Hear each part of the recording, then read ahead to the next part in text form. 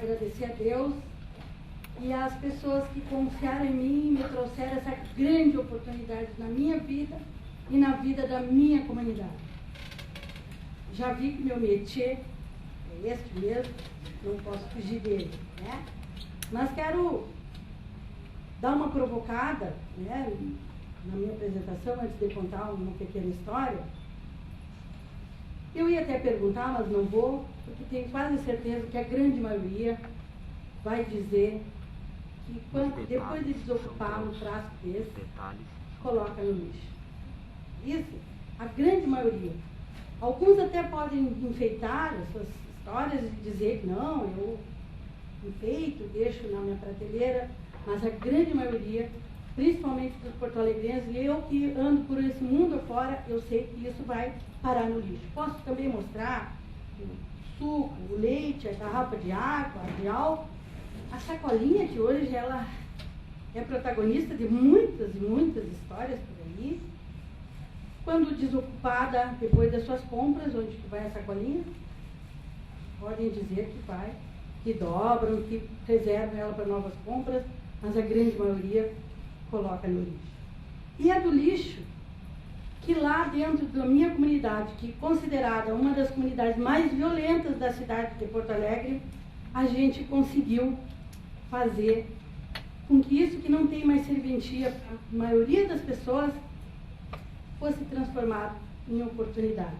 E é sobre essas oportunidades que hoje eu tenho essa oportunidade grandiosa, diferente de muitos e muitas lideranças comunitárias. Hoje é uma grande oportunidade de vida que eu tenho. Eu vim também como prefeito, que eu fiquei sabendo hoje com a história, na década de 70, lá da fronteira da cidade do Alegrete, vim em busca de melhor qualidade de vida em Porto Alegre. Era a capital do Rio Grande do Sul, eu tinha 4 filhas, mulheres, lá não estava os fazendeiros, né, só proporcionavam trabalho nas instâncias, eu queria dialogar com a cidade. E então vim, num golpe de sorte, alguém me convidou, porque eu sou muito falante, e eu fui falando que as pessoas me descobriram em Alegrete e me ofereceram a oportunidade de vir a Porto Alegre, realizar o sonho de morar num morro e fugir da enchente que assolava a minha família, que morava na zona ribeirinha do Alegrete. Vim então para a capital do Rio Grande do Sul, morar num morro, que esse é o meu sonho. E cheguei até a Vila Pinto. Quando eu cheguei na Vila Pinto, descobri que a enchente ali era maior. Não era uma enchente de água, era uma enchente de violência, de miséria, de falta de oportunidade, de muito descaso e de muita acomodação, principalmente das mulheres. Então eu resolvi que eu não ia me envergonhar quando minhas filhas crescessem e dizer assim, por que a senhora tirou nós de lá para nos trazer para um lugar pior do que a gente estava? Eu tinha que ser responsável por dar uma boa resposta. Eu tinha, sim, que ser responsável em preparar uma comunidade melhor para o futuro das minhas filhas. E fui fazendo isso e refletindo muito e fazendo o que hoje sei que é um diagnóstico, né, que todo mundo fala, num diagnóstico, vamos fazer um diagnóstico, vamos fazer um estudo de viabilidade, que naquela época eu nem sabia, né? Mas eu fui indagando, conversando com um, conversando com o outro, dizendo, eu não posso ser responsável por isso aqui. Eu vim lá do Alegrete, mas eu não vou me mexer para a cidade grande, eu vou fazer a minha parte. E fui fazendo, fui indagando, fui conversando, e eu digo, gente, que eu não tenho tamanho para fazer tanto barulho, mas que faço, né, Maria? E, graças a Deus, e graças à minha persistência e à grande responsabilidade que eu tive com a minha família, com a minha filha, com as pessoas que ficaram lá em Alegrete, que lá eu já era liderança comunitária, e disseram para eles que eu ia vir fazer história dentro da capital, eu precisava provar isso para mim mesmo e para as pessoas que confiaram e disseram que sim, com toda certeza, ativa do jeito que tu vais fazer. Cheguei aqui, então comecei a convencer outras mulheres que, como eu, elas precisavam se indignar com tudo aquilo que a gente estava encontrando dentro da nossa comunidade. E comecei a perceber que eu não podia pensar só nas minhas filhas, porque fatalmente as minhas filhas seriam colegas daquelas crianças que também estavam lá e que daqui a pouquinho iam crescer juntos. Portanto, eu precisava, para mim me preocupar com as minhas filhas, eu precisava me preocupar com os filhos dos outros. Para mim me preocupar com o meu futuro, eu precisava me preocupar com o futuro dos outros. Para mim me preocupar com o futuro da minha comunidade, eu precisava fazer e convencer as pessoas que juntos nós seríamos muito mais fortes. E comecei a fazer isso.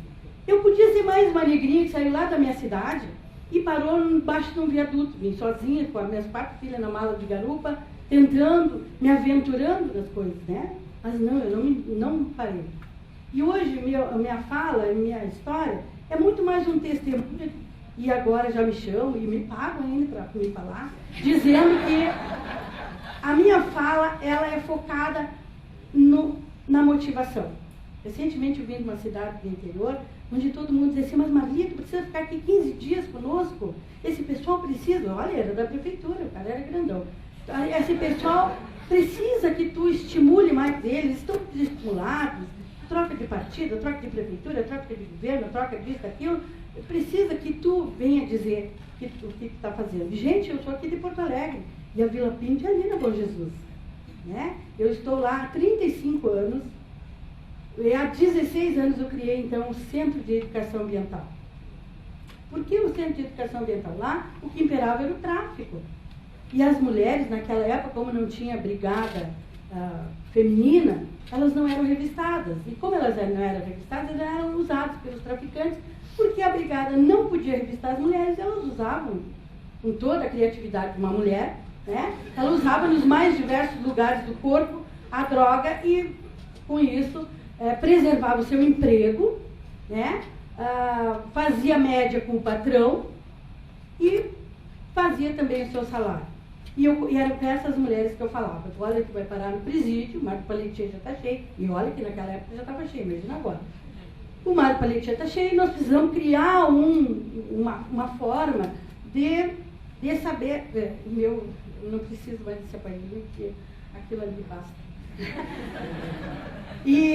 E nós precisamos fazer alguma coisa. E as mulheres diziam, Marli, esse é o nosso emprego, esse é o nosso ganho, é o nosso sustento. Nós não temos o que fazer, nós não podemos sair daqui porque a gente sabe muito da vila, a gente não pode sair de perto dos nossos patrões, porque eles imediatamente vão desconfiar que a gente vai contar lá fora, né, o que a gente sabe deles. Eles têm que estar sempre de olho em nós e nós não temos outra alternativa. Então, eu, dali, desse diagnóstico todo montado, eles alimentavam meu sistema, né? De dizer o que elas queriam. Bem, não podem sair da vila, não podem sair fora, não pode despertar desconfiança, tem que estar aqui. E por incrível que pareça, a minha condição física, negra, pobre, vileira, eles não desconfiavam que eu pudesse fazer tanta coisa, né? Deixa essa negrinha mesmo, porque ela não tem tamanho para fazer barulho, então nós não vamos nos preocupar com ela. E eles me reconheciam como uma das freiras que dava catequese. Eu ia, né, gente? Dava catequese, entregava a hóstia, fazia tudo que eles queriam que eu fizesse. Até que um dia conheci uma pessoa que implantou dentro da cidade de Porto Alegre o galpão de reciclagem. Um galpão de reciclagem que eu vi ali, percebi naquele momento, porque eu era muito metida, né? Me separei. Em primeiro lugar, tive que me separar, gente, porque todos os dias que eu chegava, mas olha as reuniões, olha a reunião, estavam colocando orçamento participativo, a reunião toda hora, eu precisava aprender, e tudo eu quis aprender muito mais do que os outros, para que eu soubesse que eu fosse insubstituível. Ninguém podia me substituir, eu tinha que saber muito mais dentro da comunidade. E hoje sou, incrível que pareça, a única liderança dentro de uma comunidade de 11 mil habitantes, né? E não é porque as outras lideranças não existam, né? Hoje já estão aparecendo lideranças infantis, lideranças, a gente já está detectando lideranças juvenis, né? Que estão aí nesses fóruns aí e são lá da nossa comunidade. De repente, eu descobri que eu não iria vender droga, era contra aquilo ali. Não tinha como levar as mulheres para fora da vila. E apareceu, então, uma oportunidade de trabalho, de renda e de que a gente ficasse juntas, todas. E foi o lixo que foi a grande sacada da nossa comunidade. Criei, então, eu era ING, um indivíduo não governamental, passei a ser uma ONG. Criei imediatamente uma ONG chamada Centro de Educação Ambiental. Na hora de escolher o nome, eu também comecei a perceber que todas as mulheres, principalmente da igreja, diziam, Associação de Mulheres Nossa Senhora Aparecida, sempre tinha um santo no meio, né? E eu fui logo criando um centro de educação ambiental. Era um nome que em qualquer telefonema que tu desse para qualquer lugar, eles pensavam que era alguma coisa de prefeitura, de governo. Nunca que imaginar que uma negrinha de 1,52 m fosse criar uma ONG, Centro de Educação Ambiental, né?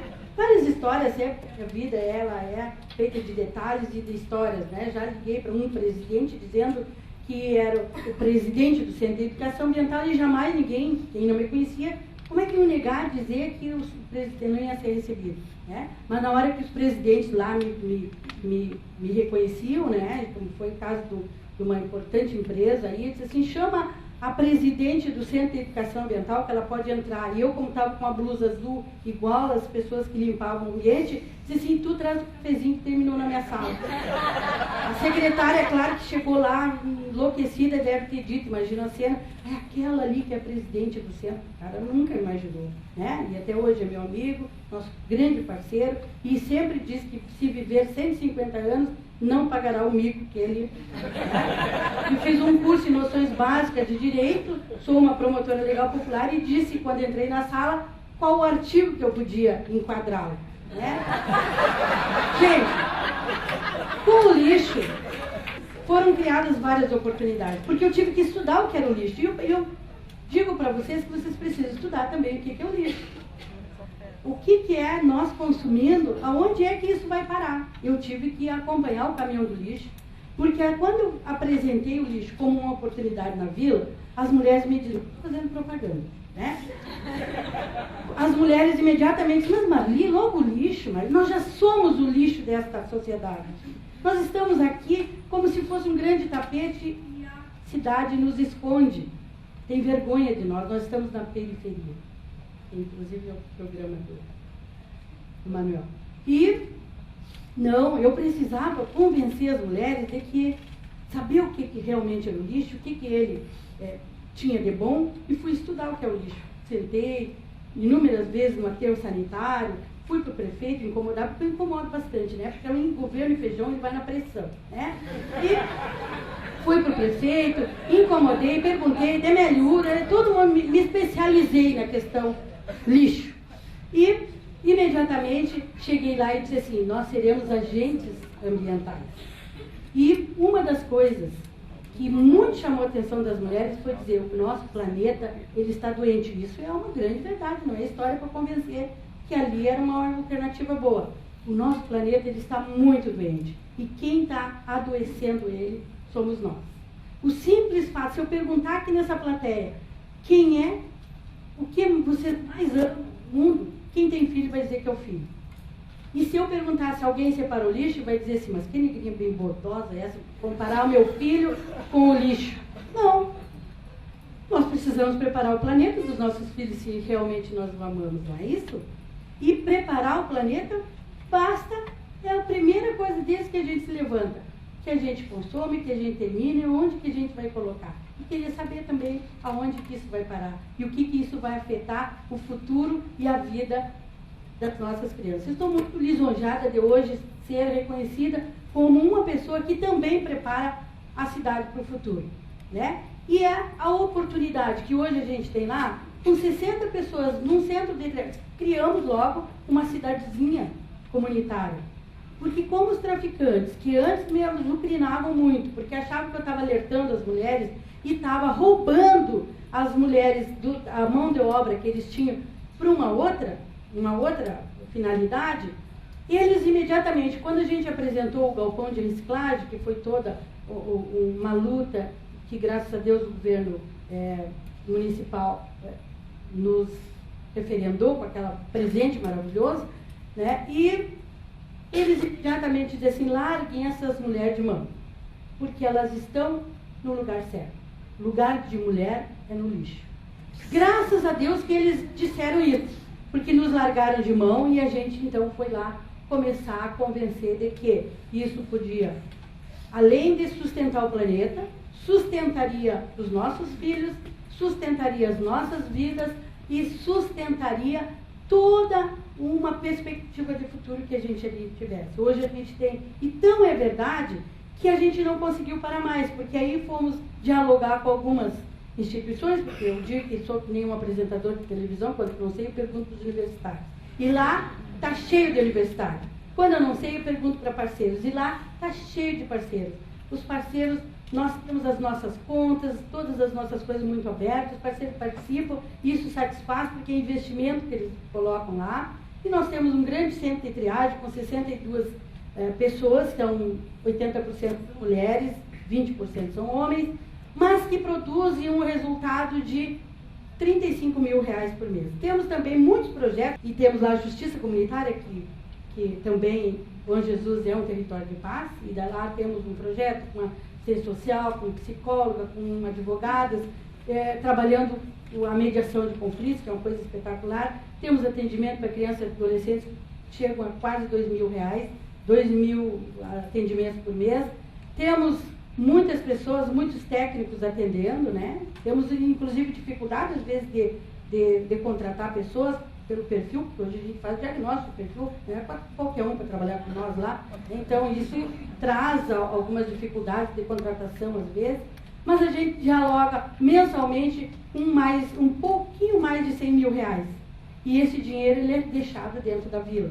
Nós estamos agora buscando formatar lá um banco local para que a gente aumente o PIB da nossa vila.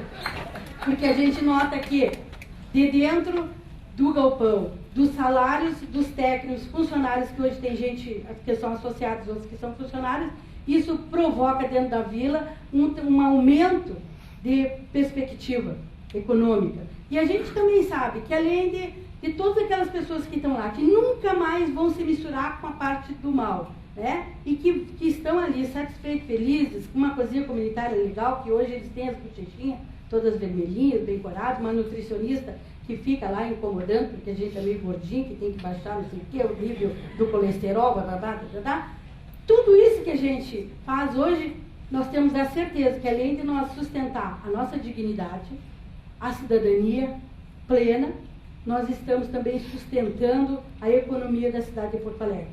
E isso o prefeito nos respeita. E essa colaboração nós damos para o prefeito, pena que ele não está aqui, mas o lixo é o lixo, na verdade, ele deixa qualquer prefeito em qualquer cidade de cabelo em pé. Né? Isso quando eles não perdem os cabelos. Porque é incrível. Hoje eu tenho orgulho de dizer que a minha cidade de Porto Alegre, ela pensa o destino final do lixo de uma maneira ecológica e socialmente correta. Eu não vou dizer para vocês aqui que eu quero que vocês produzam lixo, porque lá na Vila Pinto isso gera oportunidade. Não, mas o lixo é um fato. É um fato. Está aí. Está causando todos os malefícios do planeta. É um fato. Enquanto ele for um fato, nós estaremos lá para resolver, nós estaremos lá para fazer mais trabalho. Convido a todos para que nos visitem, para que nos auxiliem, para que mais brasileirinhos sejam realmente alcançados pela dignidade e pela felicidade. Muito obrigada a todos e bom dia.